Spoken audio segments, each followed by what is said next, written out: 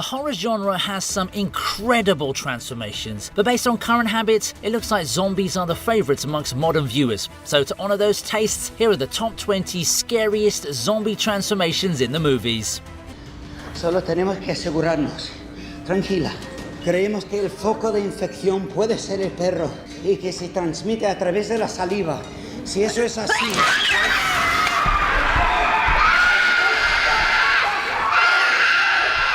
Starting off a list like this with a little zombie girl turning her mother into an undead creature is probably Billy Butcher level of diabolical. Little Jennifer is shown as such a sweet and innocent little soul, but everyone can call her mom out on the fact that she's lying about her daughter having tonsillitis. Yeah, that kind of condition doesn't cause little girls to bite their moms and screech at grown men. Not only does this mean that we have a toddler zombie in the building, but she's also infected her mom, which makes things a whole lot worse as the movie progresses. What's even more horrifying to watch is how the zombification takes over her body later on when she's located by the team. Yeah, there's a reason this movie is such a popular choice in the zombie genre, despite it being a low-budget indie Spanish flick.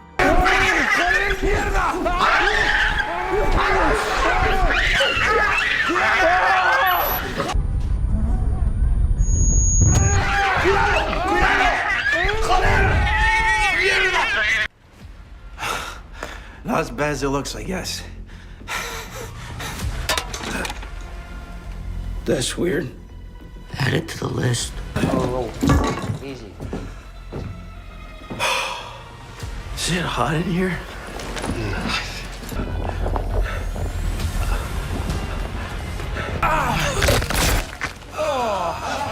Overlord is the Nazi zombie crossover we all needed, but unfortunately the movie didn't get that much love in the box office. Luckily, it has gained something similar to cult status, with this one transformation really standing out from the rest. Private Chase only gets to enjoy his resurrection for a bit, because what follows is a ghastly display of messing with nature. The increased contortions in his body set everyone off and enhanced the dread of the sequence's tone. Bro's liquid requirements shifted from water to blood real quick, and kudos to Edward for doing the smart thing. I would have actually placed this entry much higher on the list, but Chase doesn't completely turn into a zombie by the time he gets shot the first time, so I've got to be fair to all the other zombies who are 100% legit. Are you shitting me?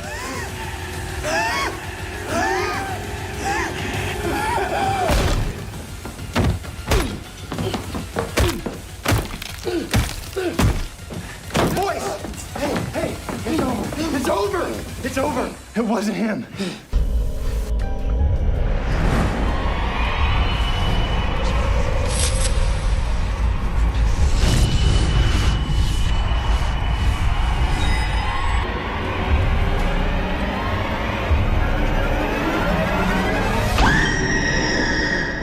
Okay, so I'll just let you know that this scene doesn't necessarily have to be a zombie transformation per se, but a dead woman is brought back from the dead and she's not the same person anymore, so it does fit into the technicalities of the genre, if you know what I mean. Anyway, we have an evil Olivia Wilde on the loose, but I'm not just going to go into detail about her character Zoe's horrible misdeeds. I'll just focus on the transformation, which happens via an injected serum called Lazarus. Look, the whole premise of this thing is messed up, because Zoe and Frank attempt to do something illegal, which causes her to get electrocuted to death, which then pushes Frank to use the banned substance on her. What really works though is the minimalistic yet haunting transformation. The selling point has to be those black eyes. It's like you're literally watching the devil in action.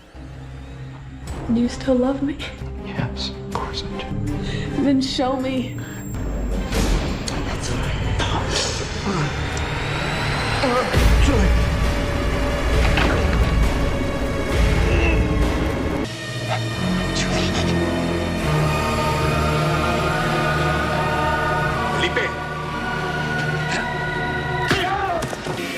So you want to join the party, yes, eh? I like it. I like it very much. Oh, you look like my kind of... Kryptonite may be Superman's weakness, but goth girls are every man's weakness in the real world. We see further proof of that in Return of the Living Dead 3, when Judy uses her goth look to attract and seduce the gang leader. Please keep in mind that Judy is already a zombie here. Felipe, I do what you say. But I want to highlight this because when she does transform in front of Kurt, there's just some creepy twitching that doesn't do justice to her character. The part where she steps out with the gang leader's head is a much better way to show the audience what she's capable of. The zombie woman already knows that extreme pain is a deterrent for her hunger, so putting on all that extra stuff only made her more horrifying to look at. Of course, she doesn't just stop there, as she goes on to take down another dude in super gory fashion. Yes, this movie doesn't have a lot to praise, but I can shout out a good zombie scene when I see one.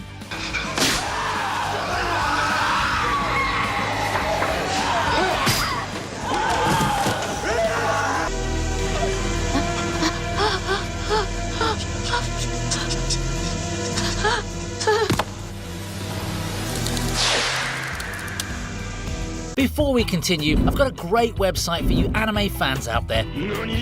The Cinema Treasures has an insane amount of collectibles on their website, with popular anime like Naruto, Attack on Titan, and Dragon Ball under their roster. Trust me, when I ordered the Goku variant of their Dragon Ball Z 3D LED light box, my boomer! The aura just wouldn't stop flowing out of my room. If you're more of the Eren Yeager type of MC, then you can also check out their Attack on Titan figures, featuring the Attack Titan as its most popular seller. This is just a sample of all the products that are on offer at the Cinema Treasure, and if you happen to like comic book characters too, then I've got a surprise for you. They also have premium collections from Marvel and DC that will blow your minds away. So what are you waiting for? Check out the link in the description now and use the code TVRegent10 for 10% off their products.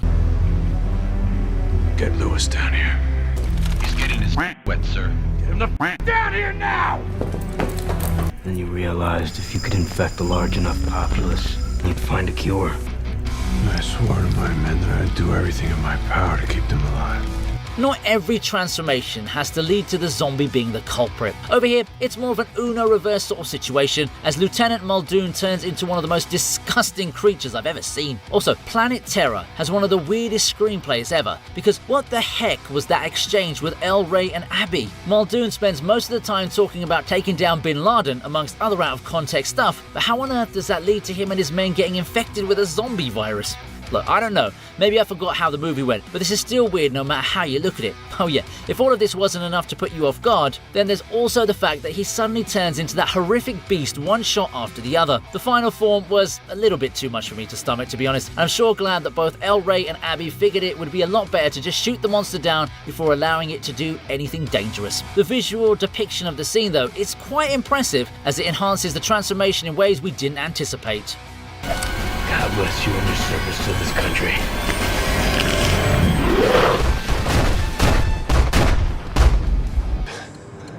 I thought it could be me. Just take care of your mom. Ed, can you pull over? 2 seconds. Ed, just pull over! Christ, what the hell do you think you're doing? Chill out, everyone's alright. Stop telling me to chill out! It's odd to see a scary transformation in a comedy film, that too directed by Edgar Wright, but hey, if it fits with the theme, the TV Regent will include the scene, alright? Now, let's take a look at why you should never ride in the same vehicle as a man who's been bitten by a zombie. Well, that statement pretty much answers the question it presents, but it looks like Sean and the others didn't take that into consideration when they put Philip in the back seat. It's actually a roller coaster of emotions as we see Philip having a meaningful last chat with Sean, especially about the differences that they've had with each other. It's enough for Sean to force Ed to stop the car, and one dramatic halt later, we see Sean breaking down over losing Philip. That's when the comedy aspect picks up again, as his mom tells him that Philip's actually alive. Well, she may not have been right, but she wasn't completely wrong either. The sudden reveal of zombie Philip was quite impactful, and it sure did enough to force everyone out of the car as fast as they possibly could. But yeah, Philip was a real one. He could have actually been a pretty good stepdad, but you know, the internet's ruined my perception of step relationships, so let's not get into that. Do you want to get him? Sure, we can't just leave your dad. He's not my dad. Oh, sure. Mum, he was, but he's not anymore. I really think we No, listen to me, Mum, listen. There's not even your husband in there. You have no right!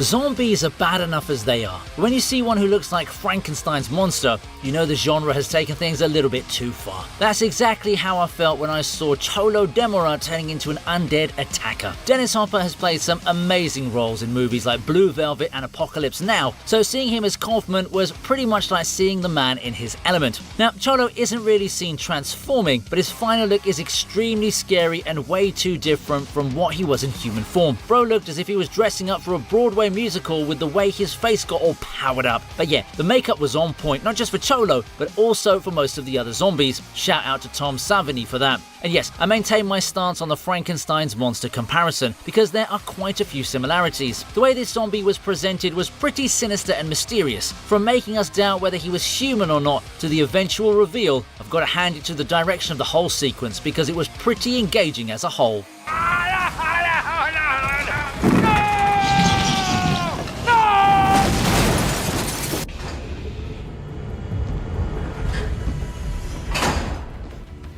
I have an idea.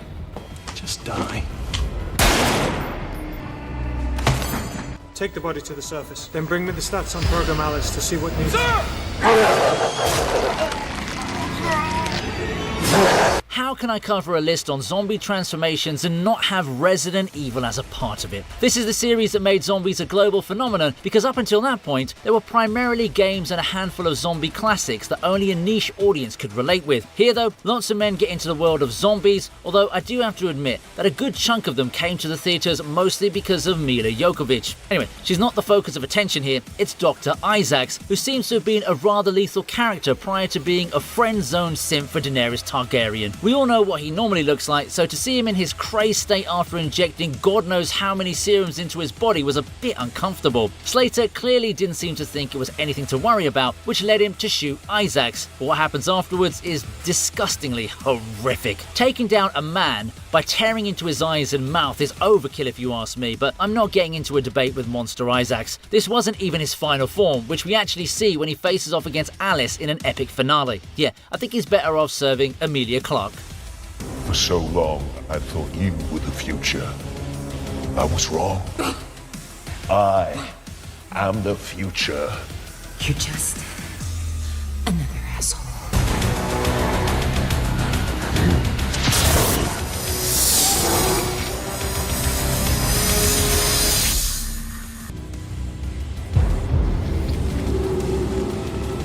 Yeah, you're the future, all right.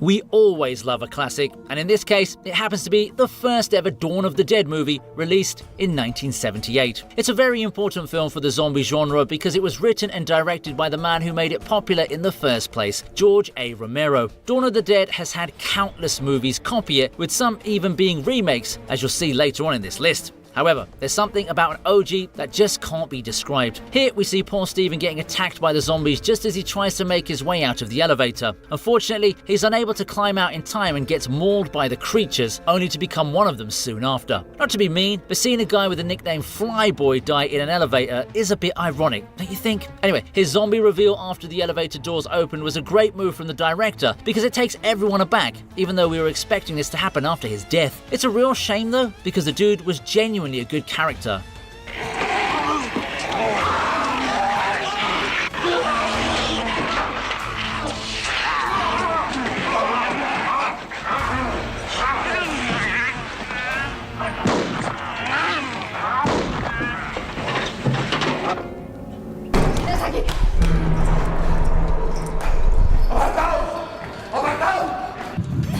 Voy a hacer. ¡Puede ser! ¡Puede ser! Zombies are generally really troublesome to deal with, and it even gets more annoying when you notice them on your stairway. 2007's Wreck already has one entry on this list, but I simply couldn't ignore this scene because of how much tension it adds to the already thrilling found footage-esque genre. The whole scene centers around Angela and the team looking for a set of keys that will hopefully help them get out of harm's way. But things take a drastic turn when Manu turns into a zombie while trying to keep guard. Now, his transformation isn't shown in the sense that there's only a before and and after, but the sequence works extremely well because it riles up the viewers with a sense of unease and panic. There's so much tension on display as Angela tries her best to find the keys, but it's a long and arduous process which makes us feel anxious. The fact that all of this is shown on a handheld camera makes it almost as if we're there with Angela. Of course, the shocker arrives when she does find the keys, but also sees Manu in zombie form, thus creating an environment wherein no one can rest easy, even for a mere second.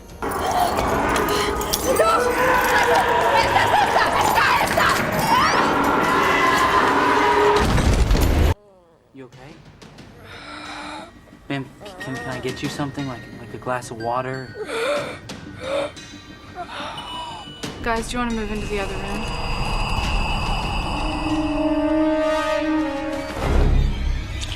Not to make fun of large people, but holy mother of God, that bloated woman from Dawn of the Dead was freaking something else. Yeah, I'm kicking off my top 10 with the 2004 version of the beloved 1978 film. And it's got a lot of scenes that will make your jaws drop, and for the right reasons too. She comes into the movie as this bitten woman who needs help, and the survivors happen to be kind or dumb enough to help her out. Of course, there's not a lot Anna could do to stop her from dying, but it's the sudden resurrection that gets me every time, especially because of that cloth they put on top of her face. I know this is going to sound mean, but it looks like that zombie energy boost allowed the woman to sprint like Usain Bolt, which is something she clearly wasn't capable of earlier given her condition. Luckily for everyone, Anna thought fast and ended the bloated zombie with a rod to the head. It happens very quickly, so it's easy to forget that the movie even had such a monster in it. But I feel the bloated zombie is one of the most memorable creatures from Dawn of the Dead. Also, did you know that this was Zack Snyder's feature film debut? Want to know the movies he followed this one up with? 300 in 2006 and Watchmen in 2009. Yeah,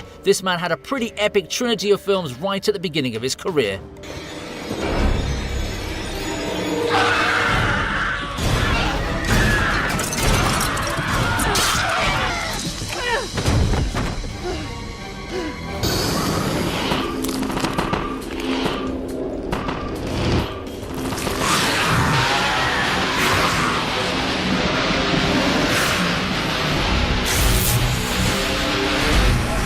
Don't you just hate it when one of your main allies helping you through a zombie apocalypse suddenly turns into one herself? Yeah, that's kind of what happened with Michelle Rodriguez, who plays Rain in the OG Resident Evil movie. I've already covered the franchise in an earlier entry, but I feel it's important to mention the first film because nothing has quite been able to replicate the impact that it had on pop culture. Yes, it was based off a really popular game, but video game adaptations at that time were pretty much a cursed genre. Here we see Rain turning into a zombie right in front of Alice's eyes. It comes as a huge shocker to her and the audience because all this time we were thinking that Rain would go on to become one of Alice's main accomplices throughout all the other movies. I'm actually surprised that Rain didn't consider euthanizing herself in the beginning. Like, after the second bite, she should have considered what was eventually going to happen. Even as she turned into a zombie, it was almost as though she was still motioning for Matt to shoot her before she tried to kill him along with Alice. The timing's pretty bad as well. You don't want to deal with a newly turned zombie when you're fighting the most disgusting abomination you've seen in your entire life. Luckily, Matt's bullet managed to not only kill zombie Rain, but also open the lower hatch, which led to the liquor meeting its eventual doom. You know, it's really funny how part of being infected is getting instantly stained and crooked teeth. It's like, god damn it, I've been bitten by a zombie. My dental insurance ain't gonna cover that.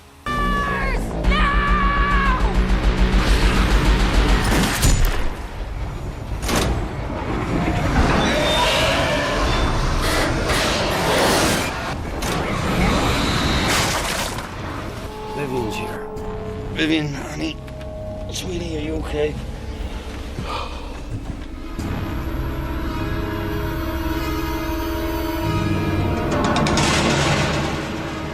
Call an ambulance!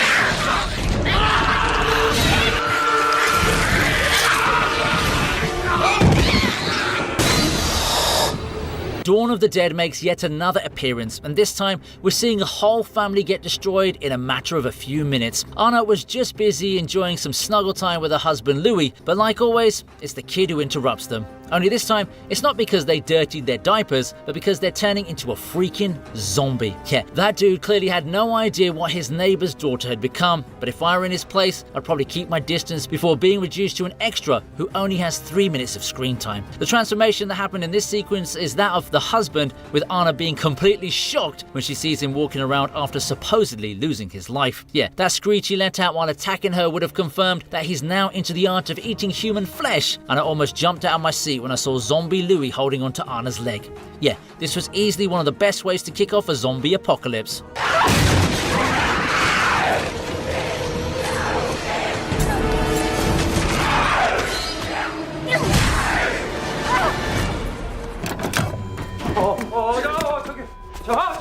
저기요. 난 괜찮아요. 아니야.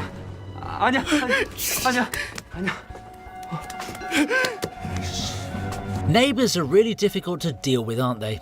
Sometimes they'll bother you for sugar, sometimes they'll just ask you silly questions, and sometimes they're going to try and bite your head off. Oh Jun-woo was surely regretting his decision to let Lee Sang-chul inside his home, because not only does the dude use his bathroom, he also turns into a zombie right in front of his eyes. To be fair, I do feel bad for Lee, because you can see that he's really struggling with himself to try and stay within control, at least until he turns that doorknob and gets out of the house. It's a difficult moment for everyone involved, and even Jun-woo didn't want to hurt the man, as can be seen in how he trembles while holding the knife. However, looking at those blood-red eyes was more than enough to tell you that Lee was a lost cause. I mean, one moment the guy's begging for mercy, and the other, he's charging straight at Jun-woo to rip him to shreds. Luckily, our hero did have enough in him to push Lee out of his house while he still could. Now, a lot of people have expressed confusion over what Jun-woo sees on the other side of the door once he throws the zombie outside. We can see someone else killing Zombie Lee, and while they don't usually attack each other, I think that Lee had still not fully turned yet, which was why he got attacked. Then again, that's just my theory, so feel free to prove me wrong in the comments below.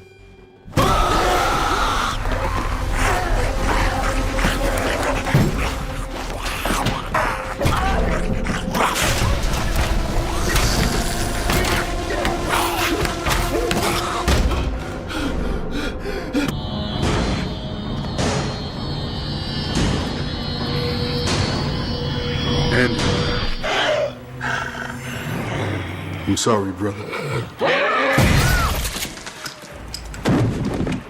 The found footage genre is truly scary on a whole other level. I mean, we've already covered a couple of scenes from Wreck, so you know exactly how they can get. This particular sequence though is a mix of multiple scenes from Dawn of the Dead, which has really cashed in on its entries in the top 10 so far. Now, let's take a look at Andy, who's easily the most emotionally invested character of the whole movie, even though he doesn't even have that much screen time. He's basically just a guy who's recorded himself on tape to showcase how he's been living during the apocalypse.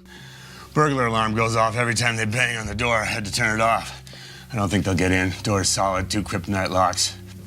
They, attacked the car. You know, they're trying to turn it over, and I ran over a couple of them. I felt one of their heads pop. There are multiple things to consider here, okay? But I mainly want to focus on how Zack Snyder released a whole bonus sequence of around 15 minutes in the DVD covering Andy's life during his troubled times. Basically, we get to see how he's been dealing with the situation of living in a zombie apocalypse all by himself, and it breaks our hearts because we get to empathize with him. Please. She never wanted her anyway. You know, first sign of any shit, she'd drop her at the grandparents', right? When I'm done with this, I'm going up to the cabin, getting up on that lake. I'm not gonna forget you though, baby girl, my baby girl. You're my baby girl. After all, this is a man whose wife left him and even took their daughter with her, which makes it even worse for the dude. None of the main characters of this movie had as much depth as Andy did, which is why I've put him above the other entries. It's even more tragic once you see him smearing that board with his own blood, indicating that he's become a zombie now. Kenneth definitely would have felt some guilt about that, because he made this happen, even though he was just trying to get some food to his buddy. Anyway, his final zombie form was heartbreaking to watch, and seeing his head blown off like that only further underscores how hopeless this movie makes you feel. Ah, shit. Ah, shit. The dog got through. Brought me a sandwich. Shit, but a couple of the dumb got in with it. I should have been on my guard. Too hungry, I got slow. Andy, can you hear me?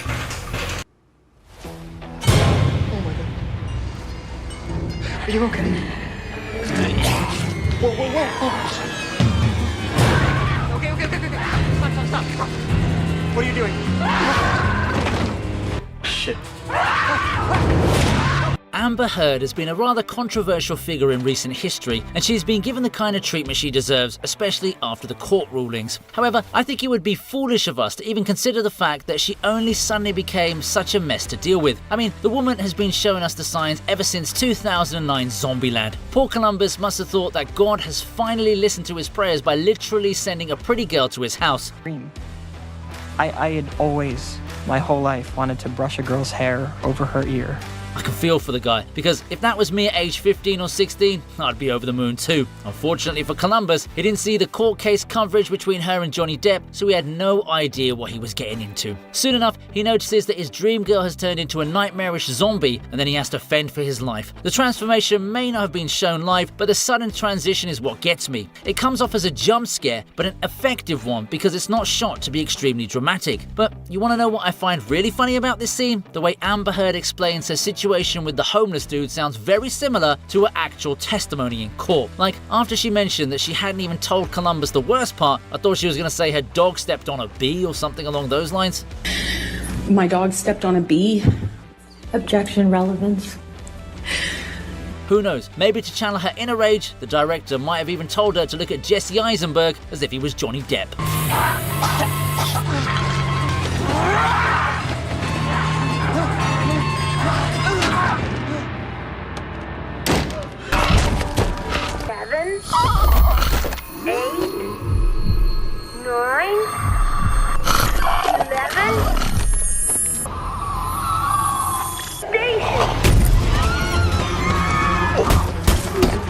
World War Z is actually a pretty decent movie if you're able to ignore some of the obvious errors it presents. These aren't all that major too, so I feel like we moved on too fast from this somewhat cult classic level film. Yeah, I know calling a Brad Pitt movie a cult classic is a little bit weird, but it is what it is. Now, let's take a look at the first proper zombie transformation that gets showcased via a countdown. Jerry is still trying to make sense of what's going on here, and then he notices one of the civilians getting bitten. This allows him to count down how much time it takes for a zombie transformation to happen, and the entirety of those 12 seconds had us all clinging onto our seats. The use of Subway Sam's 12-second count to represent how fast the humans turn once they're bitten is actually genius, because it juxtaposes a seemingly innocent sound against a truly horrific experience. I also love how when the family gets out of the car, the camera frantically moves through the panicking crowd while only giving you a split second to focus on individual people. The chaos is clearly intentional here, as it gives you enough time to identify the people, but not enough to know if they're infected or not. The tone of this scene definitely drives home how vulnerable and uncertain you'd feel in such a situation. But hey, let me make one thing very clear. People in New York City drive like that even when there's no zombie invasion.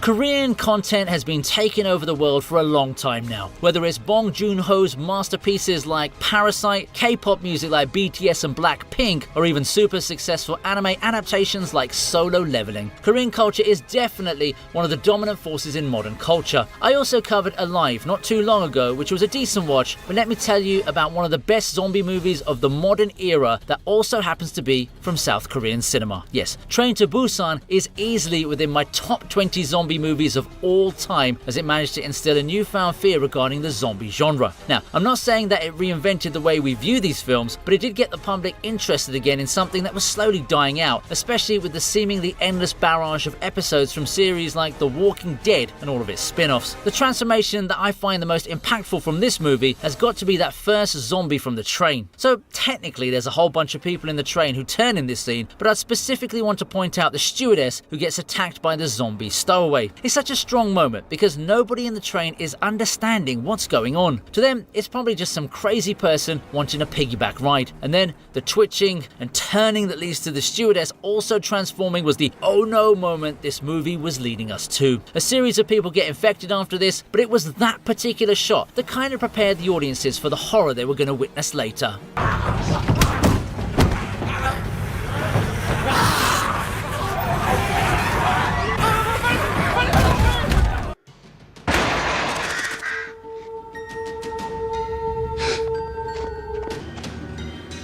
I love you very much. What? Keep away from me.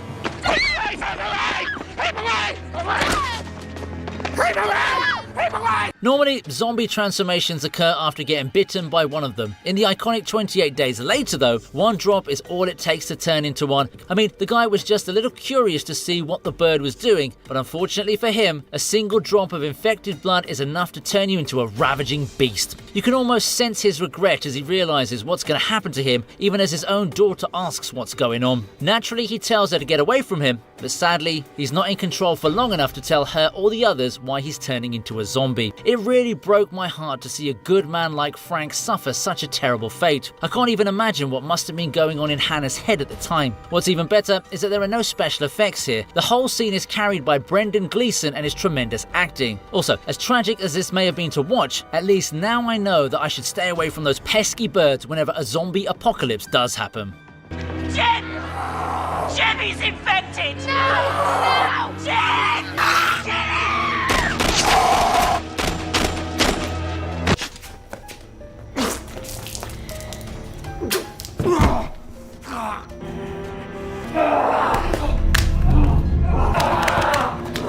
Oh man, this scene just leaves a horrible feeling in your mouth and you don't even feel like eating anything during or after its viewing. I think it's safe to establish that Don is probably the worst family man to have ever existed in the world of cinema, minus the psychopaths of course. Bro was such a coward that he left his entire family behind just so that he could save his own life, and if that wasn't bad enough, he decided to come back and kickstart a fresh zombie apocalypse. Yeah, I know that the zombies are basically infected people here, but it's the same logic, right? The transformation in question is the extremely infamous smooch that ended up turning Don into a zombie. The man just couldn't keep it in his pants and didn't even bother to check if his wife was ill with any kind of disease. Like, it didn't have to be the zombie virus. Bro could have literally just waited for a bit and none of this would have happened. What really breaks my heart is the way Zombie Don finishes her off. Jesus Christ, man. You really don't have a single strand of redemption in you, eh? It's kind of like the writers went, oh, let's make the most horrible, unlikable character in the history of zombie movies. Well, if that was your goal, then it brings me no pleasure in telling you that you succeeded.